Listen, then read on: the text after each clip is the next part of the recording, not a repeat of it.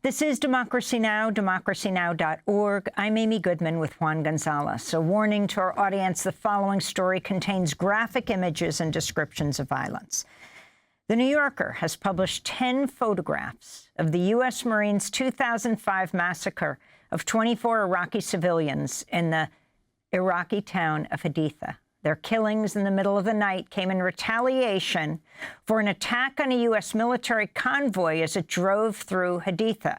The convoy hit a roadside bomb, an IED placed there by Iraqis resisting the U.S. invasion. It killed Lance Corporal Miguel Terrazas. The gruesome images published last week show dead Iraqi men, women, and children, many of them shot in the head at close range. One of the victims, a 5-year-old girl named Zainab Yunus Salim, is seen with the number 11 written on her back with a red marker. The release of the photos comes 19 years after the massacre and only after producers of the investigative podcast series In the Dark sued the Navy, the Marine Corps, and U.S. Central Command to force them to turn over the photos and other records. This is a trailer for In the Dark. It's now about 17:30, and we're finishing up the day here at a observation post. And right now, for about the last 10-15 minutes, you can hear in the background the evening singing from the minarets.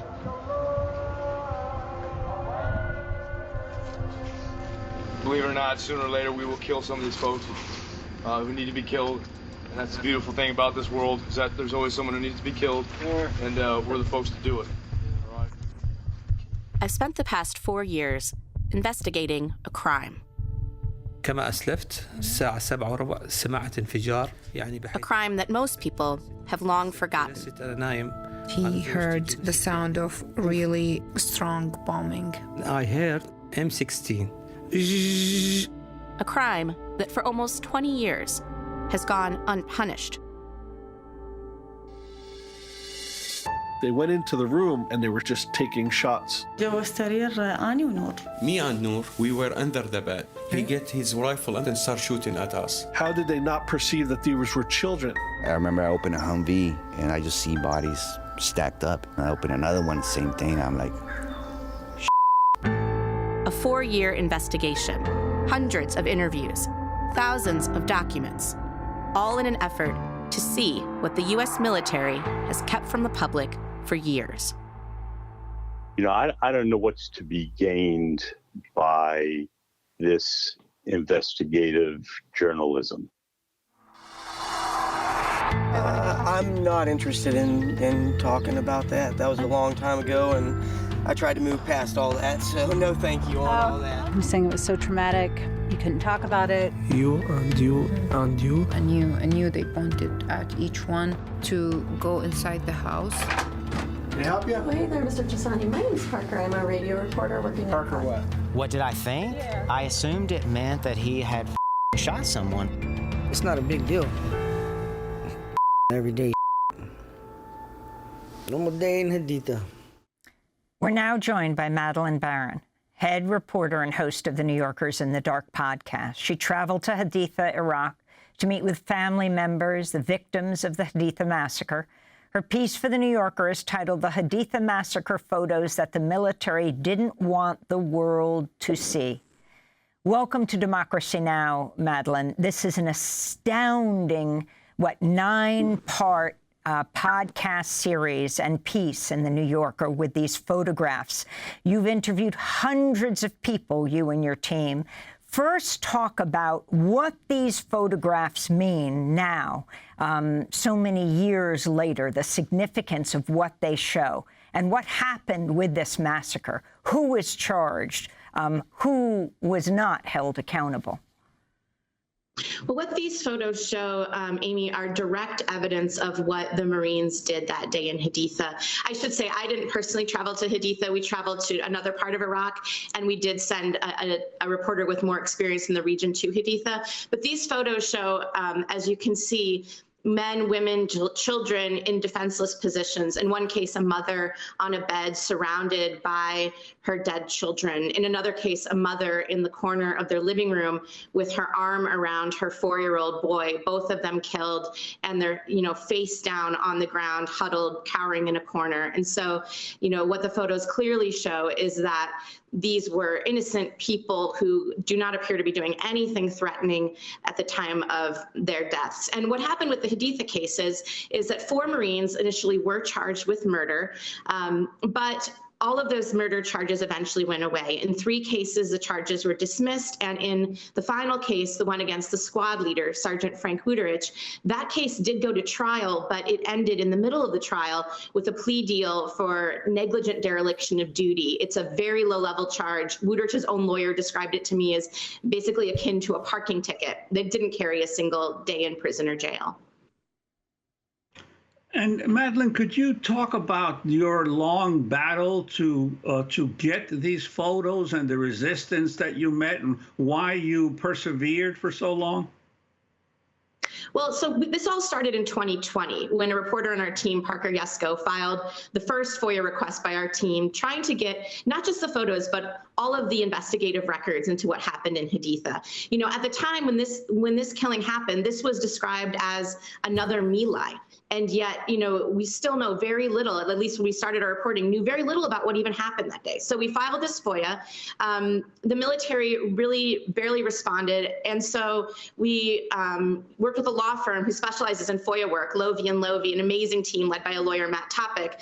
And they helped us sue the military. So we filed suit against the military. And then at that point, we were still not necessarily getting anywhere. I mean, I don't think we ever thought it was at all a foregone conclusion that we would receive these photos. So we knew from, reading the records, I had seen in the past that the U.S. military had made a claim that they wanted to keep the photos private because of concern, in part because of concern for the surviving family members of the dead. And so anticipating this concern, when I was in Iraq, I talked with one of the survivors and ultimately talked to 2 of the survivors and said, what do you think about us trying to get these photos? And they both said, one is a man, Khalid Jamal, who was 14 when his father and uncles were killed. Another is Khalid Salman Rasif, who's a lawyer who lost 15 members of his family that day. And they both said, yes, we want you to have these photos. These photos are important. And so then they did something remarkable. Working with a reporter we sent there, they went house to house and talked to other surviving family members, explained our reporting to them, explained what we were trying to do, and had like a form with them that we had provided in Arabic and English that explained that this form would authorize us to try to obtain the photos with their permission from the U.S. military.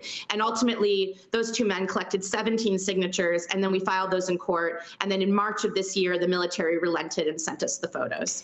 We're going to play 2 clips for you from the podcast series, but start off by walking us through that day, November 19th, 2005. So early that morning, the Marines set off a squad of Marines in a 4-vehicle convoy, just a routine supply run. And one of those vehicles was hit by an IED, and it killed Lance Corporal Miguel Terrazas and injured 2 other Marines.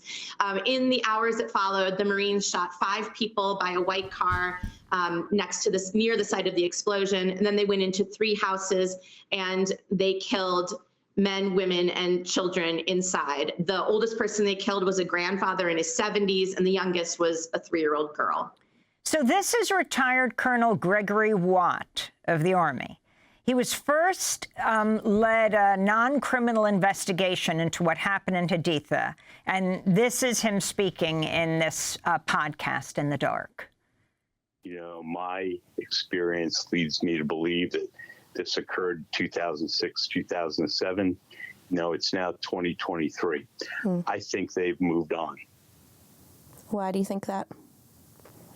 I think it's human nature. Even if your whole family was killed? I believe so, especially in that region of the world. What do you mean? They have different values than we do. Okay, they're more concerned about the living than those that have passed. I think I've talked to some of the survivors, and for them it's really important to know as much as possible about how their family members were killed, and then also why no one was ever punished. I don't have the answers to that. So that's Colonel Gregory Watt from the In the Dark podcast. This is Khalid Jamal, who you just described, one of the survivors of the Haditha massacre, 14 at the time, his dad and 3 uncles killed by the Marines in 2005, responding. One day, while we were talking with Khalid Jamal, we turned off the air conditioner in the hotel room because it was so noisy. But at one point, it got so hot, we had to take a break. Yeah. Okay, let's turn on the air conditioning and take a little break. Samara called down to the lobby and ordered coffee and pastries. Hi, is this room service? Hi, I wanted to order... While we were waiting, Khalid Jamal asked me a question. He asked me whether I had ever talked to Frank Wuterich. Also, an iced coffee? Frank Wuterich? Not yet, no. And then Khalid Jamal said something surprising. No sugar. I hope to meet him. He wanted to talk to Wuterich. I want to ask him. Hold on. Okay. I need to ask him one question, only just one question. How did he kill them? I want to explain how did he that in our house. How? Khalid Jamal told us that he's always wanted to know what happened in his father and uncle's final moments. I want that. Why? I want to know what's happened in Rome. Because you don't know. Yes. I saw the bodies only. I want to know how he did this killings of my father. And this is Khalid Salman Rasif, 15 members of his family killed by the Marines in the Haditha massacre.